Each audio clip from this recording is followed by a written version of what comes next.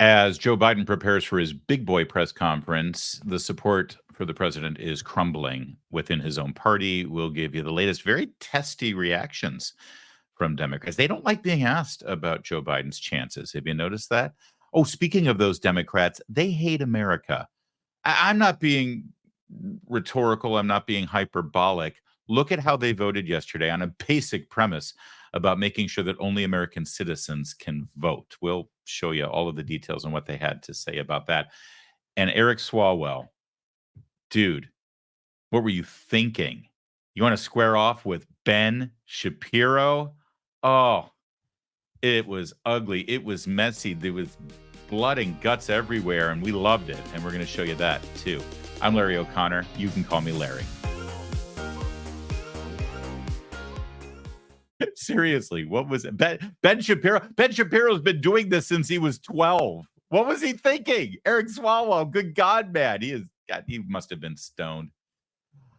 Good afternoon. We're live on X, on Facebook, and on the mighty Rumble, where you can join our live chat and interact with all of the Larry fanatics every day here around noon. And if you're watching us after the fact, we really appreciate your support, all the likes, all the subscribes, all of the sharing of these videos on your social media platform.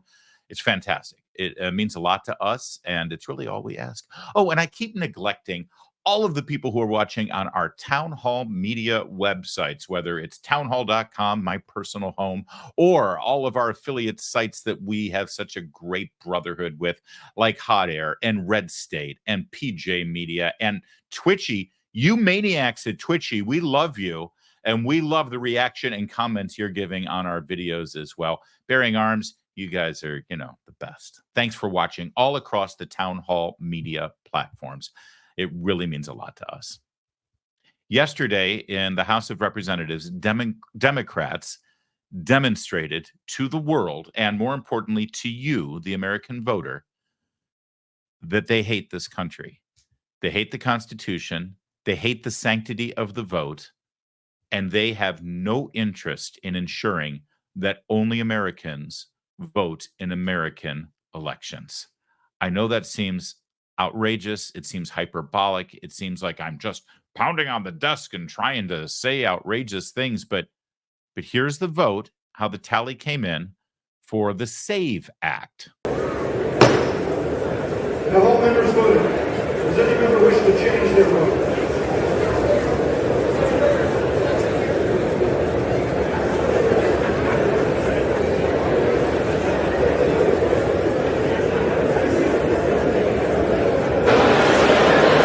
On this vote, the yeas are 221, the nays are 198. The bill is passed. Without objection, the motion to reconsider is laid on the table. There you go. Lay that on the table, baby. Hope Eric Swalwell didn't hear that. As you can see, the bill, H.R. 8281, is defined at the top there as voter registration eligibility. And yeah, only 5 Democrats voted for it. 10 Democrats, the courageous little noodles, they decided not to vote at all. 198 opposed it. So that's a vast, vast, vast majority of the Democrat caucus.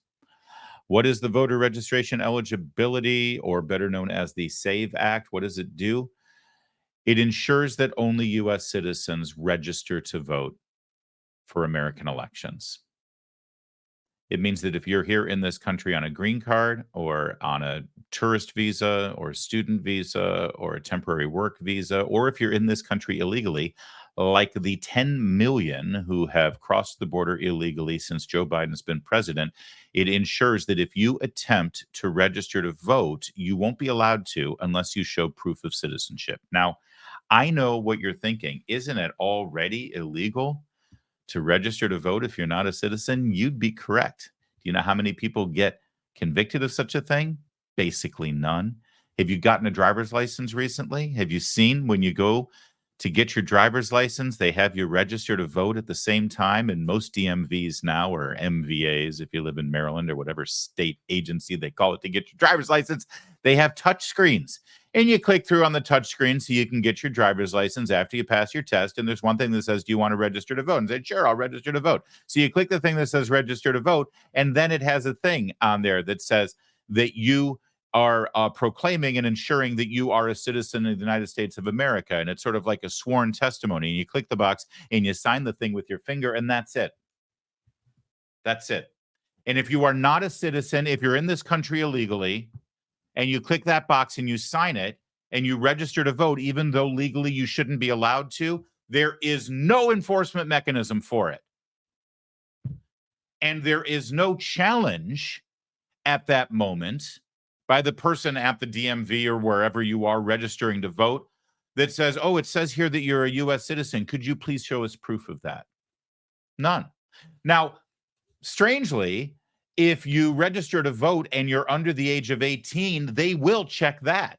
You see, they have your birth certificate records there because they have to check to be sure that you're 16 before you get a driver's license. So they've already checked your age, and they've checked the documentation about whether you're old enough to be eligible to drive, and they can extrapolate that information to whether you're old enough to vote.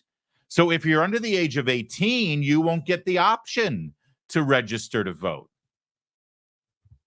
So that they check documentation on, but not whether you're here illegally or not.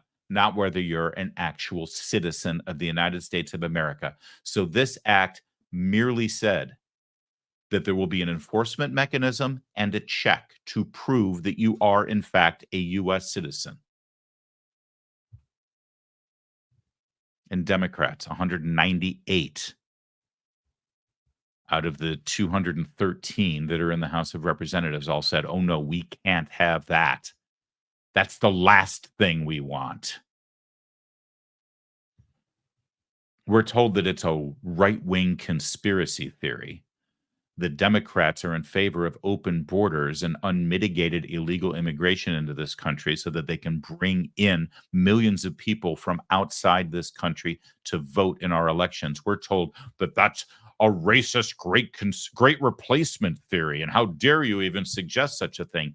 And then Democrats do something like this, where they are not interested in any law or enforcing existing laws that would protect our border and keep people from coming into the country illegally, and then do everything that they can to allow those people to illegally vote in this country. And then when you say, hey, it looks like you're bringing in people from outside our country illegally so that they can participate in our elections, they call you a racist. It's great how that works, isn't it? Maybe if they don't want it to look like they're bringing in foreign people to vote in our elections, they should stop doing literally everything possible to bring in foreign people to vote in our elections. Just a suggestion. To emphasize the fact that you're racist for wanting to ensure that only citizens vote in American elections, Democrats, one by one, filed up to the microphone to call you racist. This bill is essentially a poll tax because I am not aware of a single proof of citizenship document that does not cost an individual money to get it, unless we are requiring every state to provide one for free, and then it's an unfunded mandate. This is the 2024 version of the Jim Crow poll tax, and we should vote against it. This is a poll tax, says Jennifer McClellan of Virginia, Richmond, Petersburg, Emporia.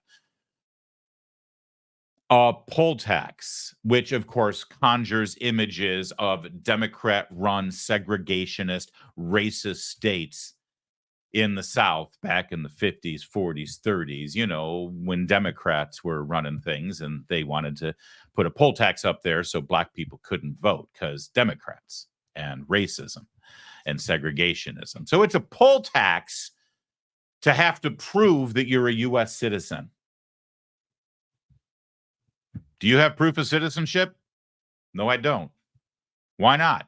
Because I don't have any money. Okay, well, how are you able to function in our society without proving that you're a citizen? Furthermore, the charges of racism escalated as the afternoon went on. Hypotheticals. It is under attack right now, right here with this very bill. Republicans want to throw up barriers because when people vote, they lose. Let me be clear. They don't want you to vote. They don't want to hear Black voices, brown voices, LGBTQIA voices, young voices. Our fundamental access to our democracy is being politicized. And this xenophobic attack that we're debating today will make it harder for Americans to vote. My Republican colleagues will claim that requiring IDs is a small ask, but nearly 30 million people lack a valid driver's license, and about 15 to 18 million adults don't have access to documents proving their birth or citizenship.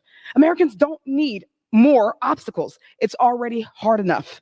Actually, it's not hard at all to register to vote. In fact, I would say it's too easy to vote. In fact, I think voting is such a cherished privilege that we citizens have a right to exercise in our country, that I think that it's worth putting up a couple of challenges for people to ensure that that vote is sacred.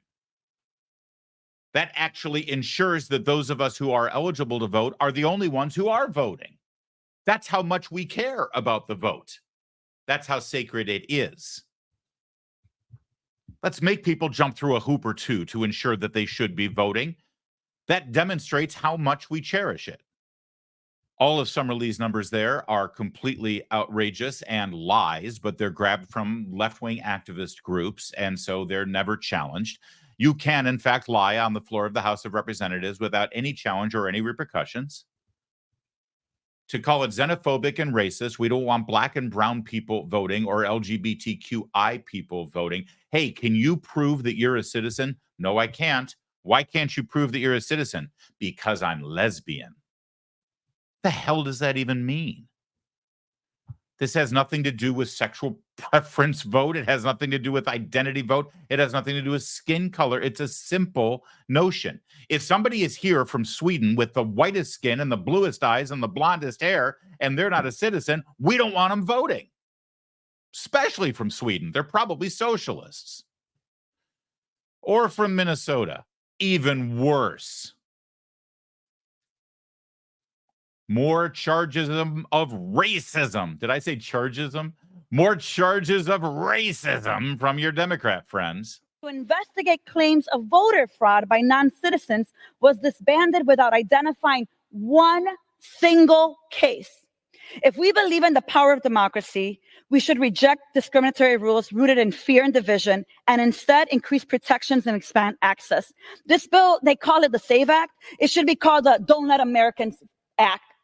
Don't Let Americans Vote Act. And so I rise here opposing and asking my colleagues to vote no on this bill. There you go. It's racist, racist, racist, racist, racist, racist, racist.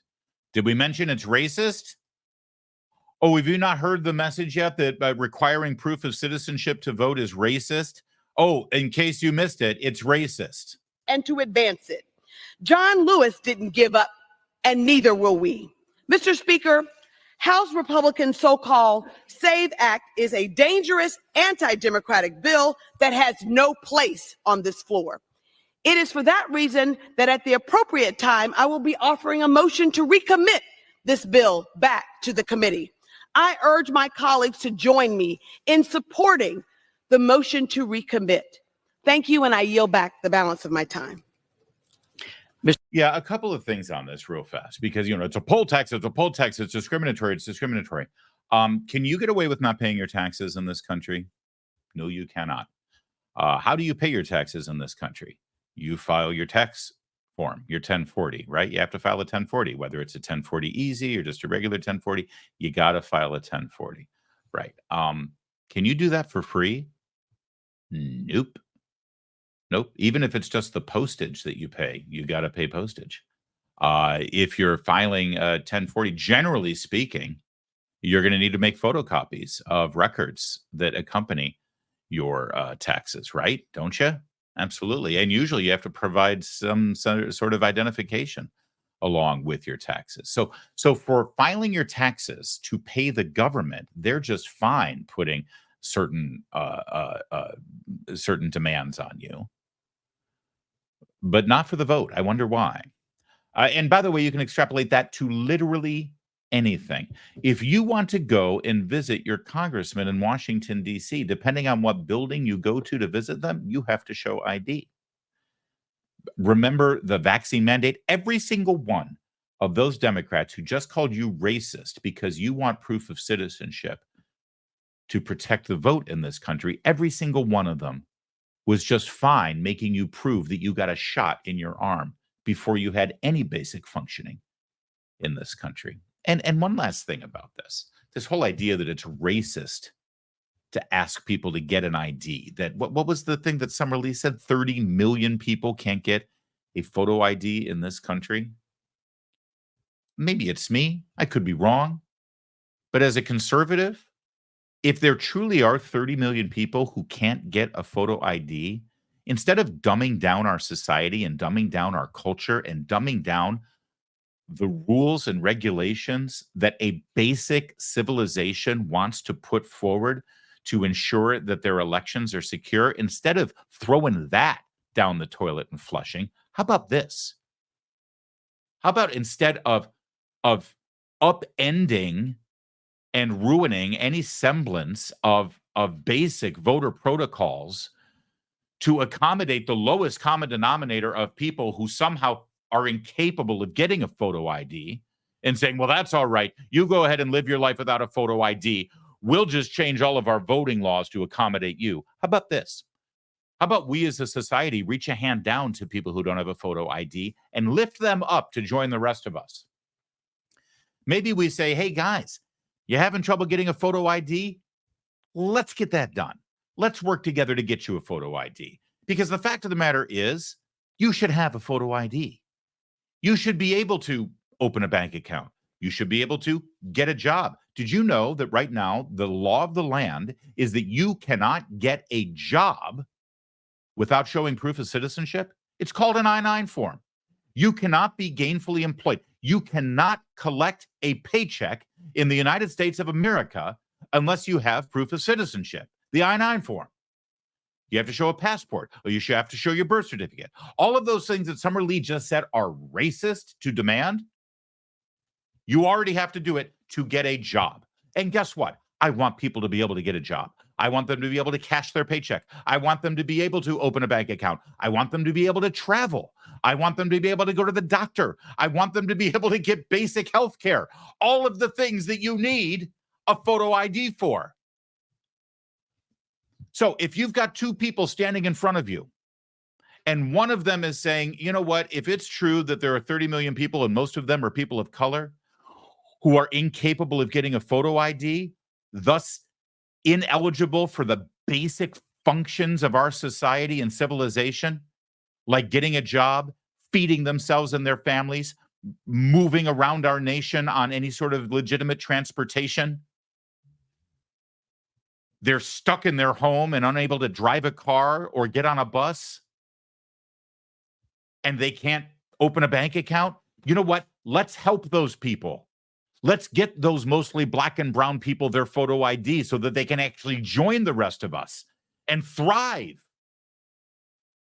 And then you've got another person who says, those people with black and brown skin are incapable of getting photo IDs, and we're just going to leave them right where they are. And all we're going to do is dumb down the rest of our rules and laws to accommodate them and their lack of capability of functioning in our society. Now, of those two people, which one is the racist? I would venture to say that the one is complacent with a black or brown person not being able to function and get a job and feed their family and have a bank account and establish credit and purchase anything of substance and get on an airplane. The person who is fine with that and in fact encourages that behavior by accommodating them, that's the racist. Even more so, because I think those numbers are dubious.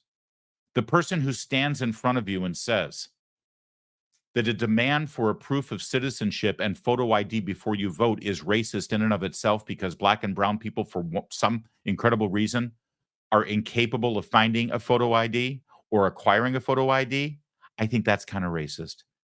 I hold black and brown people in higher esteem than that. By the way, do you notice they never say yellow people? Have you noticed how racist these people are? That they, well, Asia, you know how those Asians are. They'll be able to get their photo ID. It's these people that are the problem. Yeah, there's definitely racism at play here, guys. We see the racism. Oh, in fact, let's go to the leader of the racists in the House. Hakeem Jeffries really brings it home. Only citizens can vote for the United States Senate. Only citizens can vote for the presidency of the United States. So this extreme MAGA Republican voter suppression bill is not designed to solve any problem on behalf of the American people. It is designed to jam people up and prevent Americans from voting. The extreme MAGA Republican voter suppression. The extreme MAGA Republican voter suppression bill. That's what they're calling it. Now, these are the same people who claimed that you weren't allowed to give people a bottle of water while they were standing in line to vote in Georgia. Remember that extreme MAGA voter suppression bill in the state of Georgia that Joe Biden called Jim Crow on steroids? Made Jim Crow look like Jim Eagle, which, by the way, makes no sense at all. If this bill makes Jim Crow look like Jim Eagle, that means that it's smaller than Jim Crow. I think what he meant to say was it makes Jim Crow look like Jim Sparrow or Jim Hummingbird. But of course, Joe Biden's brain doesn't work, so I don't mean to quibble. Those exact same people that said that the extreme MAGA voter suppression bill in Georgia was going to be, Jim Crow revisited. The next two elections after those bills were passed into law, we actually saw Black voter participation increase in the state of Georgia. These people are so racist. They think so little of Black people. It's in their roots. I mean, look at the history of the Democrat Party. This is who they are. It's who they've always been. Who do you think came up with Jim Crow in the first place? For Republicans is for them to lay the groundwork to undermine the outcome of the presidential election, just as they did 4 years ago, just as they will again and again, until they realize either the futility of this exercise or the republic crumbles. Oh, there it is. I forgot about this angle. If it's not racist, it's insurrection-y, you see. If you want proof of citizenship for people to vote in this country, and you want to actually ensure that when someone says, oh, sure, I'm a citizen, that they actually prove it, just like when they have to get a job and fill out an I-9 form. If you want that, you're either racist, as you saw, or you're an insurrectionist. Because really all this is to sow seeds of doubt into people's minds that the upcoming election is a secure one.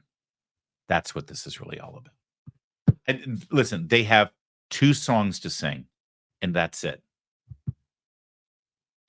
MAGA fascists, insurrectionists who are going to ruin our country, Project 2025, and authoritarians, and Trump's going to be a dictator on day one, or racist, and that's all they've got.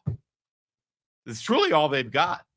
It's not like they can say, look at how great our ideas are. It's not like they can say, look at the great track record we've got. It's not like they can say, hey, look at the state of California, where it's a Democrat utopia, and we control things from every level of government, and so we're going to make the rest of the country look like California. They can't say any of those things. So all they've got is fear and loathing and incrimination and name calling. And they actually stand up and say that it's a bad idea. It's an evil idea for a person to prove that they're a citizen before they vote in this country. I am grateful that they're not trying to hide it anymore and that the cards are on the table. That whole conspiracy theory thing, hard to say it's a conspiracy theory when the facts are right in front of you and they're actually affirming. It's not a theory anymore, guys. It's a conspiracy fact. Hey, can your savings weather an economic storm? I mean, like a hurricane? Think about what you put away for the future right now. Cash, well, we've seen what inflation can do to cash. It can render it worthless. How about real estate? Well, real estate can crash. We just had one not too long ago in 2008, and indications right now are, a little nerve-wracking for real estate. The fact of the matter is, economies built on a mountain of debt can collapse like a house of cards. There are very few physical assets that you can invest in that has stand the test of time. They can stand the test of time. How about gold, though? Gold has withstood as a valued form of money for millennia. It's why people are flocking to it now and why birch gold is busier than ever. That's right, birch gold. See, through a little known tax loophole, birch gold can let you convert a retirement account into a tax sheltered IRA in physical gold. And the best part is it doesn't cost you a penny out of pocket. To learn more, text my name, Larry, to 989898. Claim a free info kit on gold. Can your IRA or 401k weather an economic storm? If not, call the people I trust. Birch Gold. Text Larry to 989898 and secure your savings today. The pressure on Joe Biden to relinquish his hold on the presidency, or at the very least, the nomination for president for re-election, continues to build. Yesterday, we showed you Nancy Pelosi, who was acting like she wants to wait and let Joe Biden make his decision. Meanwhile, Joe Biden's already made his decision. You remember her on Morning Joe getting super testy about the whole thing? Well, the bad mood continued just about an hour after that interview, after we were on the air yesterday. She was walking through the halls of Congress, and a reporter was asking basic questions about Joe Biden's abilities, like, do you think he's the best candidate? Do you think he can win? And strangely, instead of Nancy Pelosi saying, of course, he's our president, he's done a great job, he's got the nomination, and we're behind him for re-election. Instead of saying that, she did this. Convey to President Biden what you said this morning. I'm not having any conversations with you or anybody else about what I talked to the president about. We all do this. Do you believe that? I never do. I never did, so it's nothing new. I understand that, Speaker. Do you believe that him waiting so long to make this decision? I'm not making any comments in the hallway about the fate of our nation. Okay? Are you concerned whether or not he can win in November? I think he can win. Do you believe he should run for re-election? I'm not speaking English to you. I'm not going to be making any statements about any of that right now in the hallway. Wow. That's Rachel Scott of ABC News, by the way. And again, it could have been so simple. Well, that's a ridiculous question. He's our nominee. He's our president. He's got a great track record. We're all on board with his reelection. Instead, I'm not going to have a conversation here in the hallway about the fate of our nation. Wow. And she got a little testy there, didn't she? Am I not speaking English to you? You know, I'm thinking that if this were a Republican congressman or congresswoman suggesting that a minority woman who is a reporter can't understand English, I'm thinking that would probably get some pushback. Maybe charges of, discrimination or racism or bigotry. Nancy Pelosi gets away with it, though. But more importantly, look how testy they are when they're challenged on this question. And they're angry that reporters aren't just, stepping down and doing what they always do for them. Maybe it's because these reporters, frankly, they want to see Joe Biden go. They know he's going to lose. And so they're doing whatever they can to change the narrative here. That's why when a congresswoman like Debbie Dingell shows up on CNN, she's challenged as well. I do just want to ask you again if you think President Biden is the strongest person at the top of the ticket to win Michigan in the fall. He's the candidate right now. And these are, do you beat your wife kind of questions. Who is the strong? Everybody said Hillary Clinton is the strongest candidate. She's going to win. And I told you all in 2015, 2016, Donald Trump was going to win. I loved Hillary, but she wasn't the strongest candidate. What we got to go do is go out and talk the issues. And we got to make sure we talk about what Joe Biden's accomplished, what the vision is, what Democrats stand for, Wow, that did not go well at all. And it was incredibly telling. Also, Debbie Dingell, not the brightest bulb on the tree. Not the sharpest knife in the drawer. Not the, I've got one more of those. I'll come up with it later. Let's break this down, shall we? I love a little 30-second bit like this. I do just want to ask you again if you think President Biden is the strongest person at the top of the ticket to win. I also want to point out that Debbie Dingell seems to be cosplaying as Jill Biden. Isn't it weird how she dresses like the first lady and even talks like the first lady? The little girl voice. By the way, she has something in common with Jill Biden. She married a much older man who was a politician, the departed, rest in peace, Congressman Dingell from Michigan. This is a family seat in the House of Representatives. She inherited it from her husband. They've held on to it for like 80 years. Seriously, the Dingells of Michigan. So the question is, do you think he's the best candidate? Which I think is hilarious because they weren't asking this before the primaries began.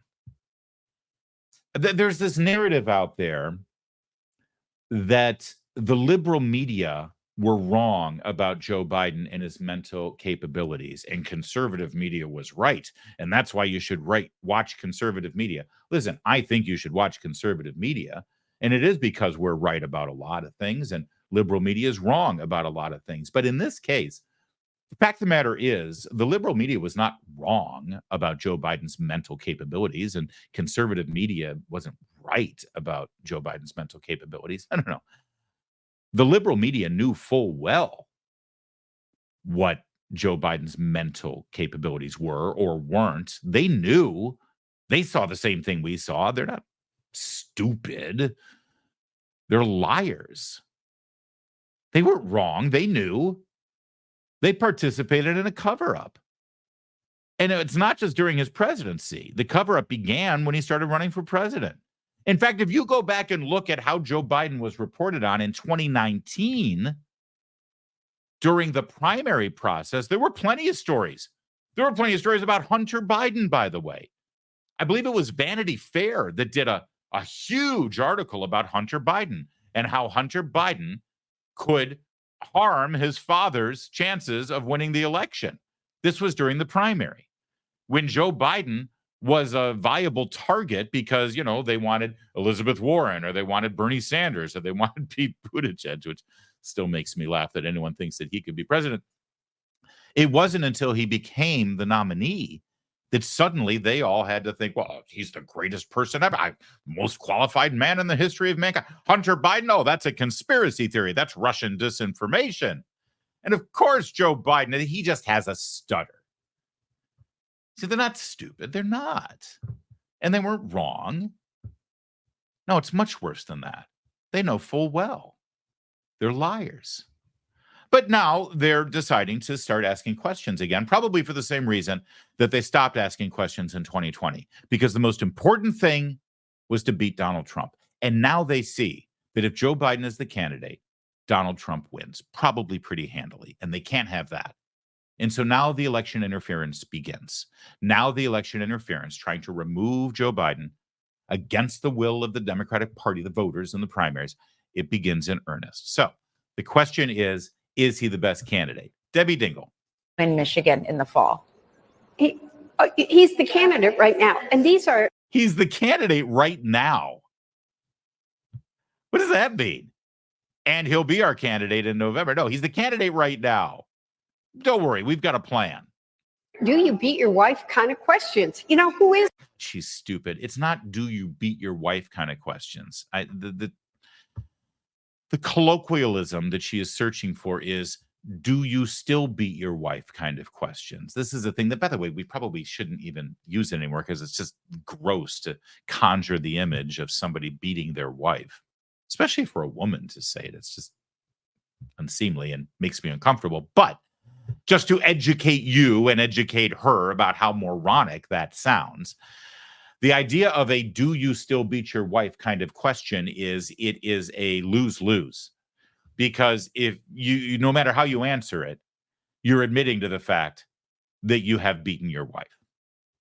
So it's not do you beat your wife kind of question, because ironically, Debbie Dingell, it's actually a very pure question. Is he the best candidate? Either say yes or no. Do you beat your wife? Yes or no? Do you still beat your wife? That's a problem. You can't answer it, because if you say no, you're conceding that you used to beat your wife. If you say yes, well, obviously that's problematic as well. But no, Debbie Diggle, it's not one of those kind of questions. It's a very simple, straightforward question. Kind of like, do you beat your wife? If you don't, you say no. So is Joe Biden the best candidate? Yes or no? I can't answer that. Okay. Seems like you could. Let's move on from Dingle. This one may be my favorite. This is Tim Kaine, senator in Virginia. You'll remember him. He was Hillary Clinton's running mate. He's now facing off in Virginia, which at the moment now is considered a battleground state. Glenn Youngkin, the governor of Virginia, who won for the first time since 2009. No Republican had won statewide since then. He's considered a potential running mate for Donald Trump. And now this guy is running against a Republican, a very attractive candidate named Hung Cao, a first-generation refugee from Vietnam who is pushing hard against Tim Kaine and his party's open border immigration policies. Hung Cao also graduated the Naval Academy and a retired captain in the Navy. This is Tim Kaine's toughest race yet for re-election, which explains why he's suddenly pretty lukewarm on his pal Joe Biden continuing on the ticket. Watch his answer. I have complete confidence that Joe Biden will do the patriotic thing for the country, and he's going to make that decision. He's never disappointed me. He's always put patriotism and the country ahead of himself, and I'm going to respect the decision he makes. Wow. Why are they acting like Joe Biden hasn't made his decision? I'm sure that President Biden will make the patriotic decision. Every single day since the debate 2 weeks ago, he has appeared either at a rally or on television in an interview with George Stephanopoulos, with Joe and Mika, and he has said the same thing. I'm not going anywhere. I can beat Donald Trump. I'm the nominee. And here's Tim Kaine saying, I'm sure he'll make the patriotic decision. And Joe's like, I've made the patriotic decision. It's me. I'm your guy. Okay, Joe. Just, you might want to think on it a little more. By the way, why doesn't Tim Kaine just come out and freaking say Joe Biden should not be the nominee? He should get off the ticket. It's going to kill us. Because that is what he's saying. He just won't say it. And this is why people hate politicians. Listen to how he puts this again. I have complete confidence that Joe Biden will do the patriotic thing for the country, and he's going to make that decision. He's never disappointed me. He's always put patriotism and the country ahead of himself, and I'm going to respect the decision. He's always put patriotism and what's best for the country ahead of himself. Now, I want you to just think about this logically for a moment. In fact, I want you to be so logical and so smart that you wear your glasses on your forehead to think through this for a moment, all right? Because that's how serious this is. I take this very seriously, and that's why this is the look I'm going for. Joe Biden, after his debate performance 2 weeks ago, is now getting calls from all across his party and across the media to step down from the ticket. Tim Kaine, when asked about what Joe Biden's going to do, says he's always put patriotism and his country before his own interests. Now, if Joe Biden decides to stay on the ticket in this climate, with all these questions being asked, is that putting his country and patriotism before his own interests? I don't think it is. In fact, if you really put your glasses on your forehead and think this through for a minute, you'll reach the conclusion that Tim Kaine thinks that what's best for the country, instead of Joe Biden's own personal interests, would be for Joe Biden to step down, right? In fact, now that I think about it, you don't even have to put your glasses on your forehead to think that one through. It's pretty clear what Tim Kaine is saying here. Joe Biden has lost the support of Tim Kaine based on that statement right there. It's obvious. And by the way, Tim Kaine is in the fight for his life against Hung Cao in Virginia. That's obvious too. And Virginia is really in play for the presidential election. all those things are clear from those 15 seconds of obfuscation and deflection from Tim Kaine. And see what happens when you try not to say something? You actually end up saying a whole lot more. Oh, and speaking of Morning Joe, I feel like we're seeing Dr. Kubler-Ross's acceptance of death protocols before our very eyes, right? Anger, denial, bargaining, depression, and acceptance. The anger was palpable at the beginning with Joe and Mika. In fact, they were even angry at each other after the debate. The bargaining has been going on with Kamala Harris and themselves, for that matter. Anger, depression. Oh, the depression. Well, look at them. Look at Mika's face. There's definitely depression going on. Anger, denial, bargaining, depression, and acceptance. The George Clooney op-ed that we talked about yesterday, and I think I may have mentioned it, this doesn't happen without Barack Obama's approval, right? Here's Joe Scarborough telling the world what he has found out from his insiders in D.C. about exactly what Barack Obama is doing, given the current circumstances. Is the Biden campaign and many Democratic officials do believe that Barack Obama is quietly working behind the scenes to orchestrate this.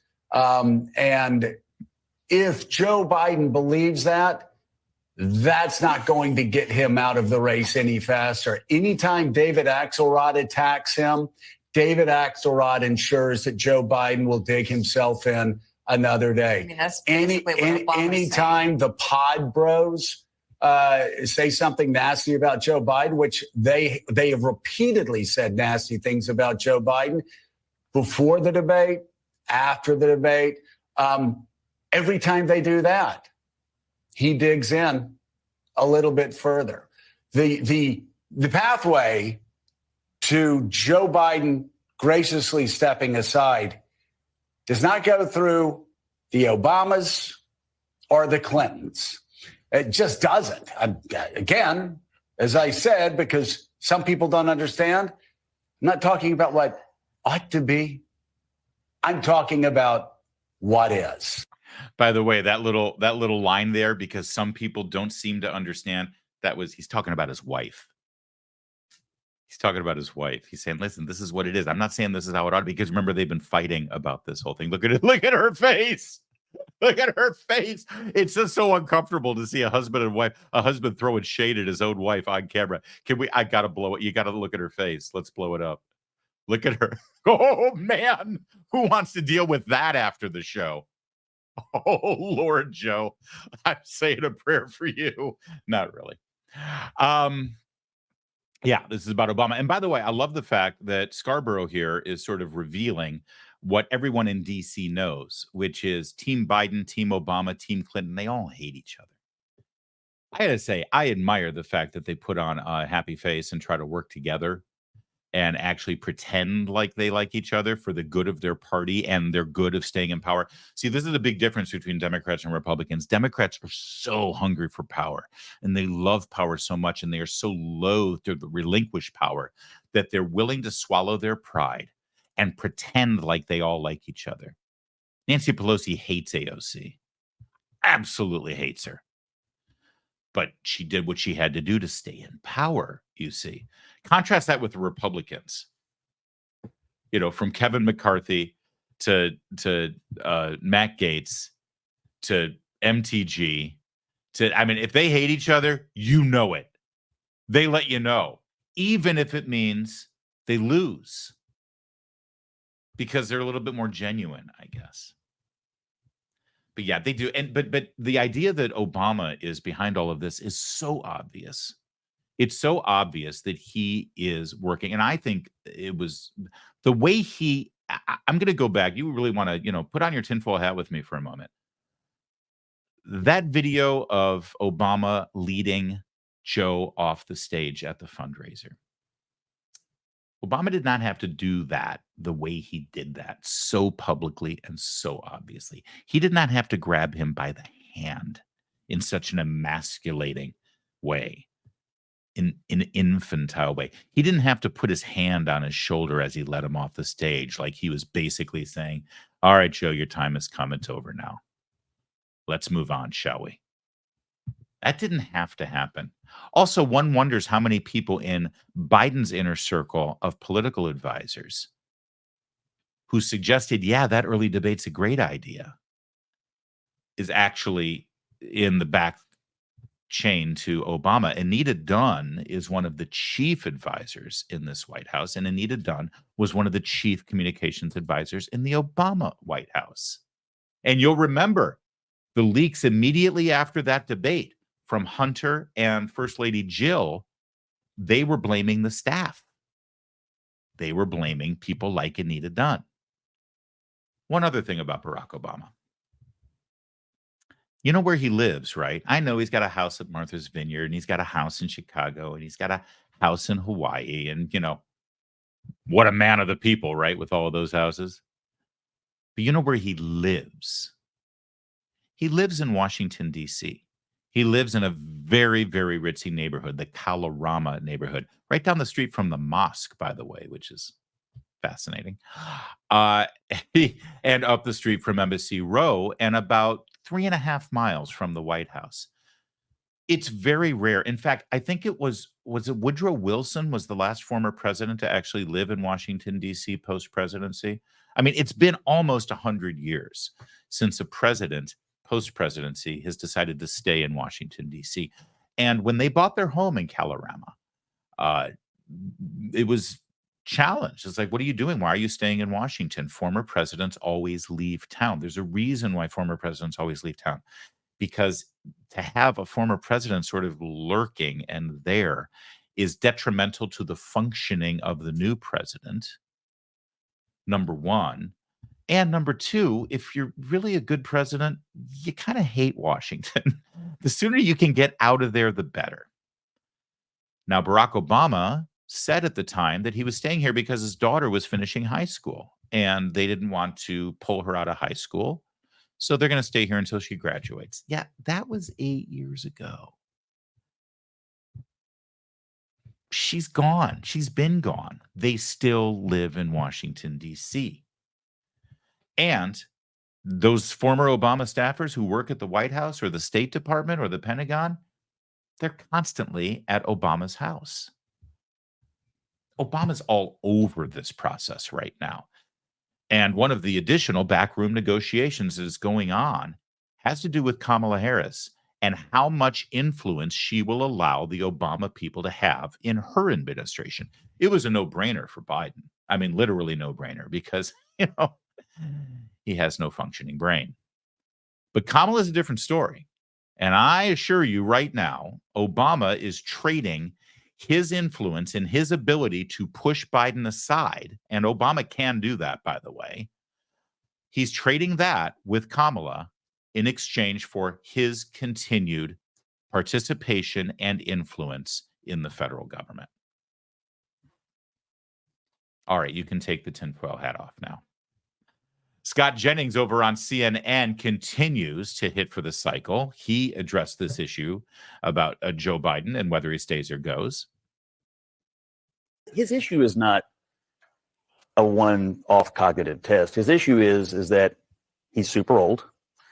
He is an obvious decline from when he ran in 2020 and from when he served as vice president. And no test is going to reverse what we've seen. The reason he's having so much trouble with all this is because he spent his entire career getting used to his own largely fabricated personal narrative being successfully covered up. This is disorienting for him. This is the first time in his life that his personal narrative is not being covered up, either by Democrats or by media looking the other way. This is the first time we've seen on full display the truth of Joe Biden. They have covered this up for so long, and it's a scandal. It is a scandal. This entire story, as I've been saying all week, is the media cover-up, the government cover-up, the White House cover-up. Chuck Todd, I think yesterday in a podcast said, what we're seeing from Joe Biden right now diminishes his entire legacy. This is a different Joe Biden than we've seen before. And I don't know, this is not the public servant who always puts the country back. Are you kidding me? Have you not been watching this, man? This is Joe Biden. Everything you're seeing from Joe Biden right now is consistent with his legacy. from his mistreatment of Clarence Thomas to his deceitful demolition of Robert Bork to the fact that he was sworn into the Senate in the hospital room where his wife was I don't know, maybe it's me, maybe I'm old-fashioned. But your wife and daughter die and you've got young children and you get sworn in as a senator instead of saying, you know what, I've got bigger important things to do right now in my life than hobnob with Teddy Kennedy in Washington. I'm going to raise my children. I'm going to be a dad. They need me right now. He has always put his own narcissism and ego in front of everything that he's done. The fact that he has stayed in Washington for over 50 years and pretends like he's the only one who can give the working man a fair shot. Give me a break. All right, real fast. As you just mentioned, as you just saw Scott Jennings on CNN say, this is a scandal. This is a scandal. Well, I don't know. If you check over on MSNBC right now,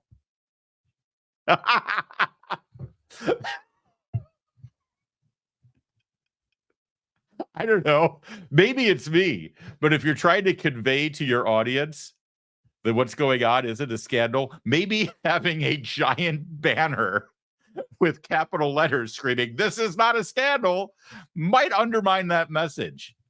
Don't look here. Everything, there's nothing to see. It's not a scandal or anything. No. Clooney's observations are not unique. Joe Biden is a decent man who, like I said, has done nothing wrong. He hasn't been caught in a scandal. He is just aging.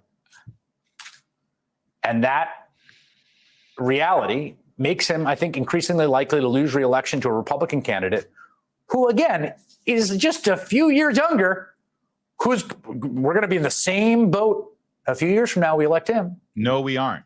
Because Donald Trump is 2 years younger than Joe Biden. Go back 2 years ago and think about what Joe Biden was doing. This is not aging. It is a scandal. It's a scandal because the White House has covered it up and people like Chris Hayes are covering up. He continues to lie. This isn't about Joe Biden aging, and you know it, and I know it, and Chris Hayes knows it. By screaming, this is not a scandal, Chris Hayes is in fact participating in the scandal. This is not about Joe Biden aging. It's not about Donald Trump being just a couple of years younger than him. There's no way that Donald Trump is going to be in the same situation. Donald Trump has not had 2 brain surgeries in his lifetime. He does not have some sort of neurological disorder. There's no indication of it, at least. And this is not about the aging process. Bernie Sanders is older than Joe Biden, for God's sake. So as they scream, this is not a scandal, rest assured, this is in fact a scandal, and they continue to lie about it, and they will continue to lie about it right up until they can't lie anymore. Most of them got exposed with their lies 2 weeks ago at the debate. Some of them, the bitter clingers, they're hanging on for dear life by the fingernails, and soon it's all going to come gloriously tumbling down. Yesterday, Ben Shapiro of the Daily Wire, a good friend and a colleague, he appeared on Capitol Hill for a hearing. And this was an important hearing. It had to do with organizations out there who pretend to be fact checkers and pretend to ward off misinformation and disinformation. And then they give websites certain ratings. And based on the ratings of misinformation and disinformation, advertisers and ad agencies, especially on the internet, will move their clients' dollars away from those websites if they peddle in what these organizations call misinformation. You won't be surprised to find out that the vast majority of news sites and opinion sites that are rated low, as if they have a lot of misinformation, they're almost all conservative. And left-wing websites, well, they get high rankings. That's not misinformation. It's just liberal opinion, right? Well, the Daily Wire, Ben Shapiro's website, they are hit with this quite often. And so he went to testify about it and deliver the facts about this. That brings us to Eric Swalwell. Eric Swalwell, the congressman from California, decided to take his 5 minutes of questioning of Ben Shapiro to not talk about the issue at hand in any way whatsoever, but instead try to engage in a one-on-one debate, a duel, a fencing match with Ben Shapiro. It didn't end well for Eric Swalwell.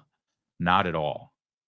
But beyond this being a great shining moment of Ben Shapiro's intellect and rhetorical ability, this also was an incredibly terrifying glimpse into the mind of the American left, personified by Eric Swalwell.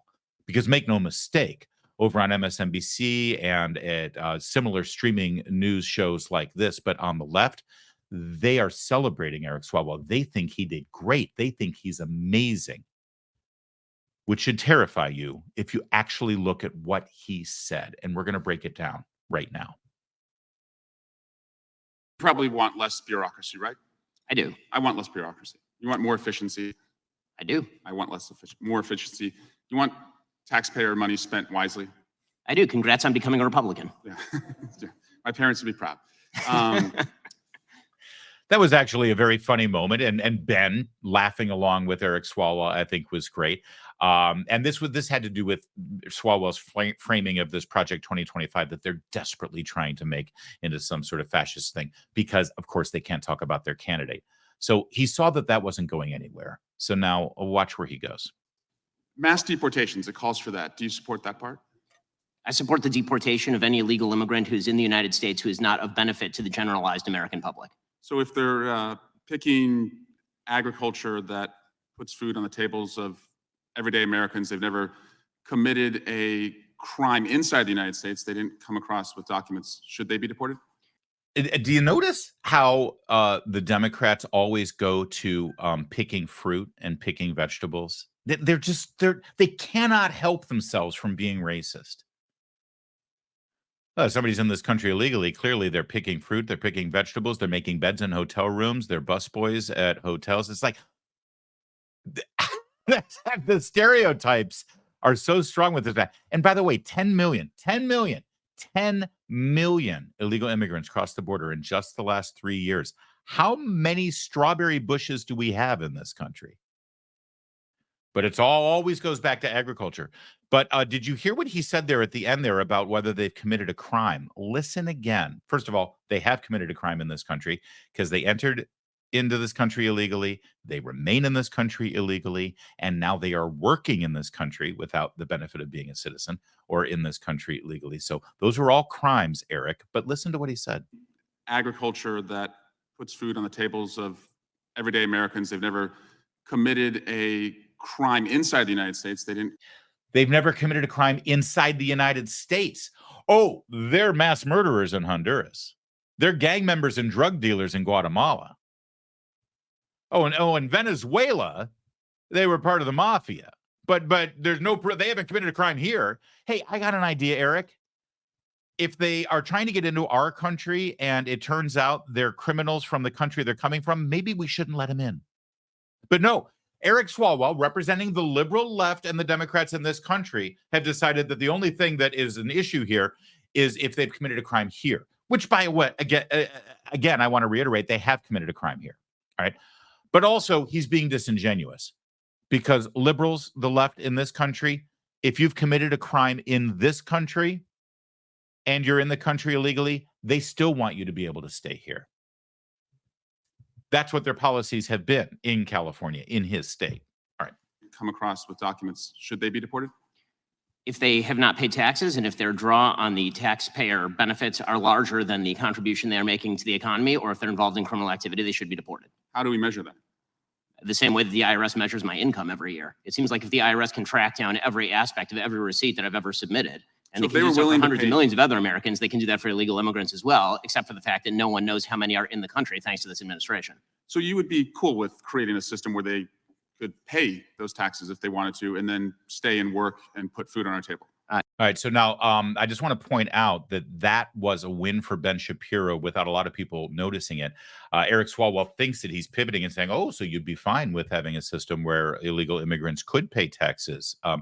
That by asking that question, Eric Swalwell has conceded the point that the people in this country illegally are, in fact, working, earning money, and subverting our tax system, which, by the way, is multiple crimes.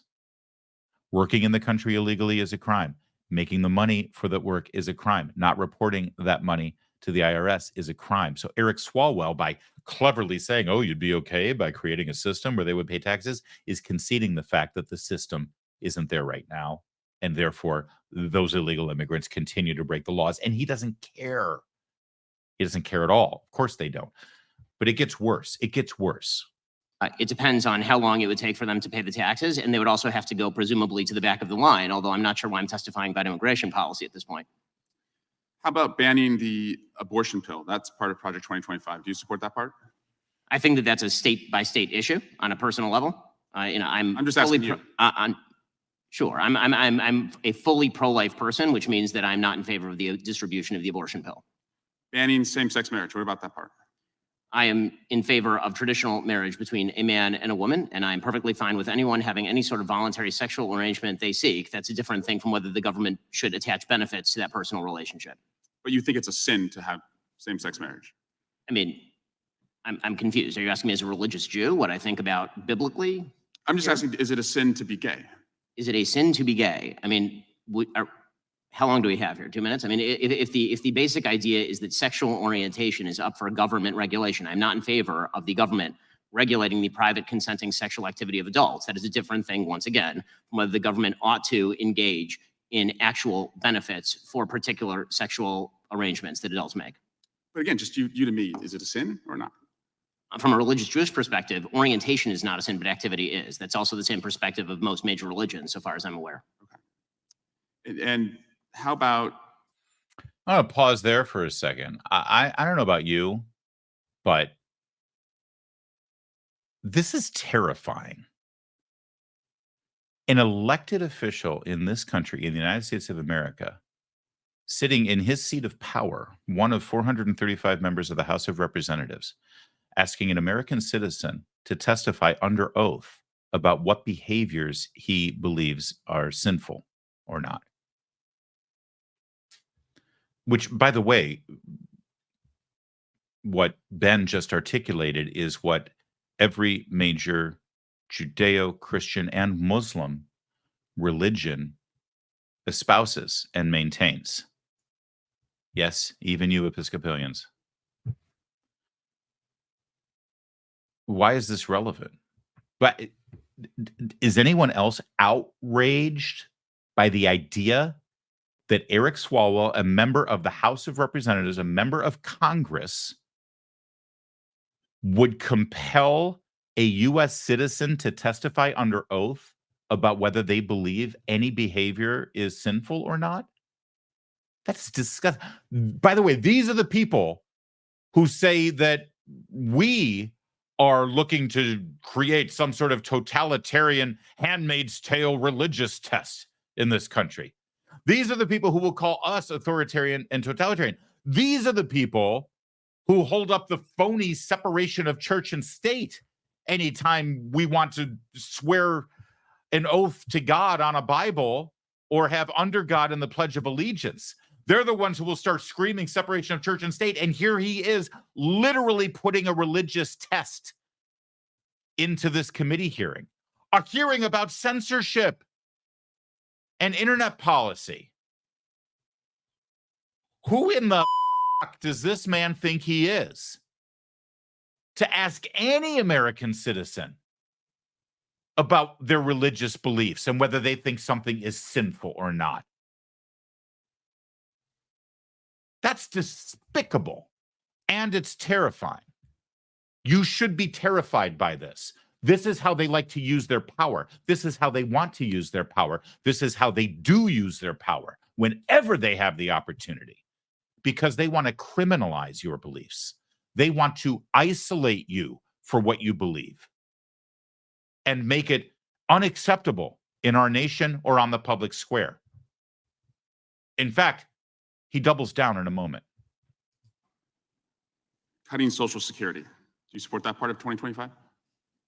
I'm not sure what Project 2025's position on Social Security is. I'm in favor of the restructuring of Social Security along the lines of privatization and lowering and increasing the retirement age, because you, as well as every other congressperson, knows Social Security is going to go bankrupt, and yet everyone seems to have an interest in lying about it for the next decade and a half until we have to take austerity measures or radically increase inflation or taxes. And bans against books about slavery. Do you support that part about Why would I possibly be in favor of bans about books about slavery? That would be absolutely ridiculous. What I am in favor of is the idea that school libraries should be able to make decisions along the lines of what exactly is appropriate for, say, a 7th grader and whether they ought to be treated to cartoons and genderqueer. That's not quite the same thing.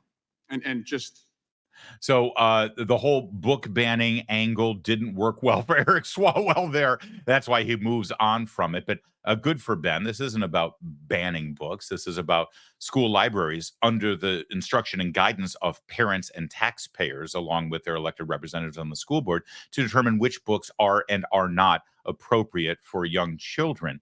That's not book banning. That's using discretion in determining what's appropriate. And just so you know, every single book involved in these discussions, the vast majority of the books involved in these discussions have gay porn in them. Gay porn. It's always gay porn. What is it about them wanting to push gay porn on children? It's like, it's a sickness. Literally, it's a sickness. But then he turns back to the sinful question, and this is where it really hits home. Because we found some receipts. You did say, I think homosexual activity is a sin. Yes, I'm a religious I'm Jew. That's sure true. there's a genetic component. You found me out. Orientation. But the view of all religious people I know has always been that sexual behavior is something that is up to you. And you said, I may have a desire to sleep with many women, but I do not. I agree with me. Yes, that's true. Congratulations on your, I'm sure it's very hard to restrain yourself. Okay, so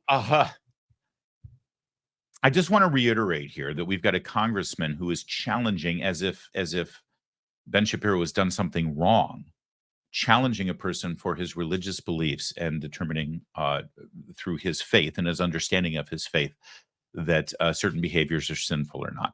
I want to reiterate that what is written there as receipts, as Eric Swalwell put it. I think homosexual activity is a sin. There's a genetic component, I'm sure, to homosexual orientation. But the view of all religious people I know has been that sexual behavior is something that is up to you. In other words, and he likens it to, I think, what is scientifically and certainly anecdotally and observationally a basic truth, that is, men have a proclivity for, or concupiscence. Can I say concupiscence? A concupiscence for multiple sexual partners and activities. And men, through social and societal and civilizational norms that have been informed by a Judeo-Christian ethic, have been compelled in our society to suppress that desire.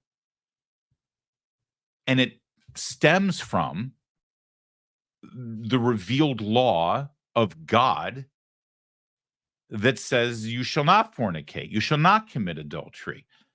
You may be born that way, that you want to, you may feel compelled to and desire to do it, but because it is sinful, you don't. And if you do, you have sinned. That's what every Orthodox traditional religion in the Western world believes. And here's where we come back to their complete and total lack of understanding of irony in any way whatsoever, because Eric Swalwell just used the power of his position to suggest that espousing that belief is in some way wrong, that it is unfit for the public square to say what Ben Shapiro just said, that I just said, that in some way there's something wrong with you for actually taking your religious faith seriously. And by the way, I don't even think you need to be religious to believe that. But Eric Swalwell wants to use the word sin here because it seems like you're a right-wing Christo-fascist or something. And here's where the irony comes in. Remember what this hearing was really all about? This hearing was about censorship of conservative ideas. And the fact that if you espouse or express a conservative opinion, that it is then flagged as dangerous and disinformation. And there is a concerted effort with these organizations, in some ways funded by the federal government, as Gabe Kaminsky's great reporting at the Washington Examiner has proven, that those websites will now be demonetized and people can't make a living for expressing that opinion that is now considered wrong. It's wrongthink. It's disinformation. It has no place in the public square. And Eric Swalwell, unwittingly, because he chose not to actually address the facts and the basis of the committee, decided to go through this whole exercise to try to embarrass or isolate Ben Shapiro. Eric Swalwell proved the whole point of the hearing. Eric Swalwell, in a position of power, as a member of the party that currently runs the federal government through the White House, Eric Swalwell used his position to hold up those very ideas, isolate them, and paint them as inappropriate for public discourse. Eric Swalwell just did exactly what these organizations are doing, trying to criminalize conservative thought. That's what they want to do, is criminalize conservative thought, criminalize conservative beliefs, criminalize conservatives. If not, then what did we just see? One other notable moment happened when Ben Shapiro was in the hearing room. He was confronted by a radical protester. And again, all these people, from Eric Swalwell to this protester, they think they look good when they go up to Ben. It doesn't make them look good. Here, take a look. How does it feel for you to poison the American public and what you've been perpetuating? Racism, white supremacy, and the genocide that is being carried out on the Palestinian people. How does it feel to stand for Hamas? Does that feel good to you? Do you feel good standing in solidarity with a terrorist group that has murdered 1,200 I feel very good Jews standing and in keeps solidarity people with in Palestinian tunnels? people who have been murdered by Israel, by U.S. paid tax dollars and bonds, and you have continued to spew hate. Hamas should not start a war on behalf of its citizens and then societal shoot its thing. own citizens, and you stand for it, makes you a disgrace The to people human in dignity and Palestine human have been rights. occupied for 75 years. You're the And the disgrace. blood is on the hands of every person in this Congress and every person who watches your propaganda of hate, white supremacy, and racism. You have been poisoning the American public for them to also be complicit in what is going on in Palestine. Shame on you and shame on every one of you who have invited them into this building. My favorite touch on that is at the very end there. Take a look at her shirt. Press. I have no doubt she probably works for the press. Maybe that's how she got in. How do these protesters make their way into Congress and disrupt the hearings like this? In fact, why isn't she arrested? Why isn't she thrown in to the same cell with the J6ers? Funny how there's two different rules in the House of Representatives. Good job, Ben Shapiro. Proud to know you. Proud to call you a friend. Keep it up. That's it for today. But what a blast it was. Hey, later today, we've got the Big Boy press conference. Do you think we'll have something to say about it tomorrow? Yes, we will. So until then, thanks for watching. My name's Larry O'Connor. You can call me Larry.